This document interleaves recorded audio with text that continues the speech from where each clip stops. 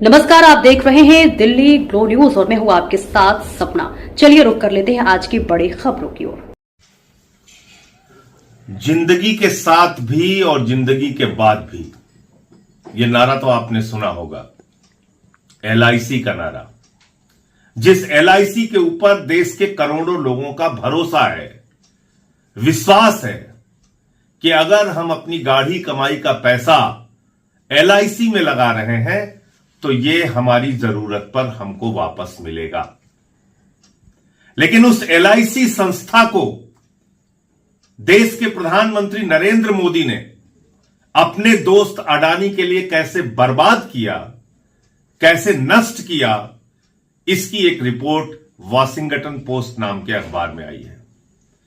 आप कह सकते हैं अमेरिका का अखबार है, लेकिन सवाल यह है कि हिंदुस्तान के अखबार तो मोदी जी के दोस्त के बारे में कुछ लिखते नहीं, हिंदुस्तान के टीवी चैनल मोदी जी के दोस्त के बारे में कुछ दिखाते नहीं। तो कहीं भी अगर खबर छप रही है तो उस खबर की सत्यता क्या है, यह जरूरी है। तो सत्यता इस खबर की यह है कि आपकी जिंदगी की गाढ़ी कमाई का पैसा उस एलआईसी से उठा के, जहां पर देश के 25 करोड़ लोगों की जमा पूंजी रखी हुई है, उस पैसे का 33,000 करोड़ रुपए अडानी के शेयर और बॉन्ड खरीदने में मोदी जी ने लगा दिया। 33,000 रुपए नहीं, 3300 करोड़ रुपए भी नहीं, 33,000 करोड़ रुपए। आपके स्कूल के लिए पैसा नहीं है, अस्पताल के लिए पैसा नहीं है, महंगाई के लिए पैसा नहीं है,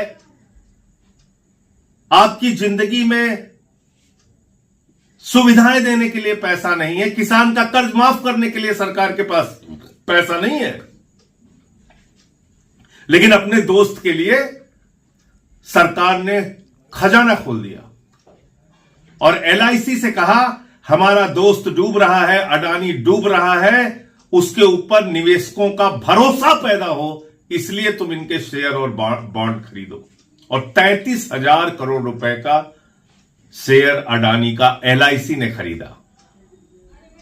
अब आपका भविष्य जिंदगी के साथ और जिंदगी के बाद भी नारा देने वाली एलआईसी से नहीं जुड़ा है, अडानी से जुड़ा है। अडानी डूबेगा, आपका पैसा डूबेगा। अडानी का जब ये रेत का महल गिरेगा तो उसमें देश के करोड़ों निवेशकों का भी पैसा डूबेगा। सवाल तो बनता है, आवाज उठानी पड़ेगी। क्या अपने एक दोस्त के लिए देश को इसी तरह से नीलाम किया जाएगा?